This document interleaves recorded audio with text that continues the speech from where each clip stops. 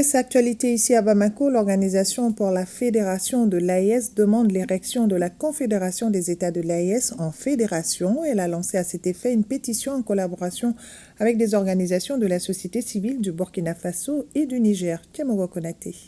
La plateforme En cas transition demain demande à leurs excellences, messieurs les chefs d'État de la Confédération de l'AES, de bien vouloir ériger la Confédération des États du Sahel au rang de Fédération des États du Sahel. Honneur à Sega Konaré, président du mouvement Anga Transition Demain, soutenant la transition pour lancer au compte de la partie malienne cette pétition. Ils sont au total 6 mouvements à faire front commun pour cette demande adressée au président des pays membres de la Confédération de l'AES. La Confédération qui n'est autre que l'accord des États souverains qui décident de se mettre ensemble pour déléguer une partie importante de leurs compétences à des institutions communes comme l'AES, et une fédération en tout cas qui consiste vraiment à être dans un État fédéral, un État composé. Donc plus de frontières entre le Mali, le Burkina et le Niger. La Fédération des États de l'AES en lieu et place de la Confédération, une volonté manifeste de ces associations qui expliquent leur motivation par la possibilité d'une exploitation judicieuse des ressources qui regorgent l'AES. Par exemple, par rapport à la production de l'or, si aujourd'hui nous décidons d'être une fédération, nous serons le premier producteur d'or, et ce qui va faciliter le contrôle de nos ressources naturelles. La fédération va mettre fin à toutes ces guerres fratricides entre les populations africaines. Et secondo, c'est aussi une question d'honneur. Déjà, à l'issue de ces lancements, certains participants ont exprimé leur approbation en y apposant leur signature.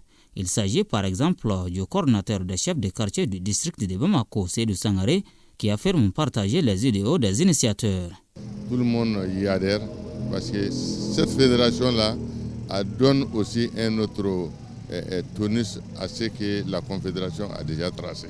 Cette pétition, faut-il le souligner, est une œuvre collective élaborée en collaboration avec des organisations de la société civile des autres pays membres de la Confédération de l'AES. La dynamique de collecte des archives et artefacts du président Thomas Sankara se poursuit. 571 pièces de documents d'archives, 269 photos physiques et numériques, 5 statuettes sont remises au ministère de la Communication, de la Culture, des Arts et du Tourisme par la présidence du Faso à travers les archives nationales. Reportage Fanta Ouattara.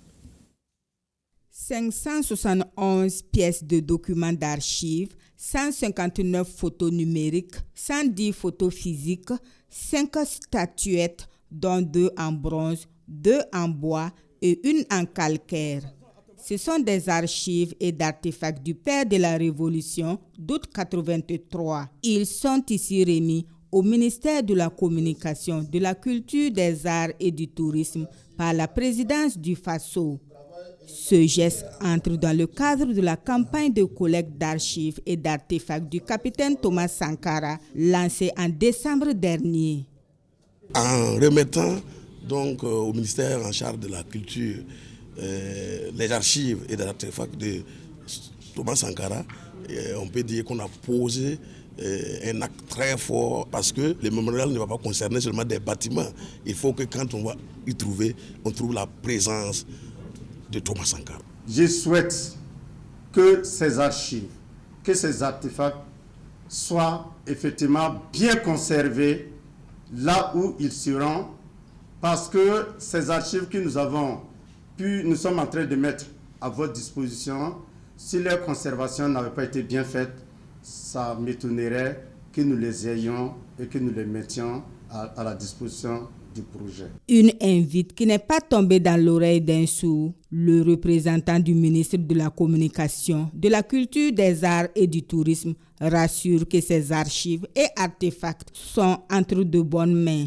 C'est le lieu de prendre l'engagement et de vous rassurer que vraiment nous en ferons un très bon usage. La symbolique est vraiment très importante et ça va ouvrir sûrement la porte ou les portes pour d'autres institutions, pour d'autres personnes, à emboîter le pas de la présidence. Ces documents collectés vont contribuer à enrichir le patrimoine du musée du mémorial Thomas Sankara. En cours de réalisation, ils vont servir à réhabiliter la mémoire du père de la Révolution, mais également à faire profiter à la jeune génération l'héritage politique laissé par Thomas Sankara. Les membres de l'Ordre des urbanistes ont prêté serment ce mercredi à la Cour d'appel de Niamey, un engagement solennel à travers lequel ils ont juré de respecter les missions de l'urbaniste. Issa Ousmane Mahamat. La formulation d'un engagement personnel ou professionnel s'accompagne généralement d'une profession de foi matérialisée par un serment y afférent.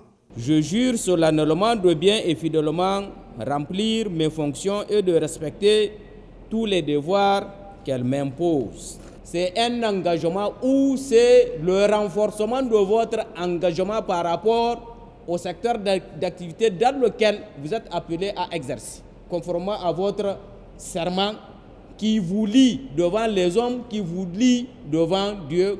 Ces domaines, l'urbanisme, intègrent quotidiennement les besoins et aspirations des populations, d'où tout l'intérêt de sa régulation selon les textes et par des personnes ressources. Les 8 nouveaux membres s'engagent pleinement à respecter les obligations et le devoir de l'urbaniste vis-à-vis de ses clients et ses confrères et bien d'autres règles dans l'exercice de la profession. D'ailleurs, le président de l'audience leur a rappelé les exigences de l'acte, la portée du labeur, allant avec le poids du serment qui appelle leur sens d'action sans relâche. Vous avez entendu les réquisitions du procureur général qui demande de recevoir votre serment, de vous donner acte et de vous renvoyer à l'exercice de vos fonctions. Je le jure. Je le jure. Je le jure. Le président de l'Ordre des urbanistes du Niger a exhorté tous les confrères à s'engager aussi pour mener à bien et ensemble la mission y a confiée.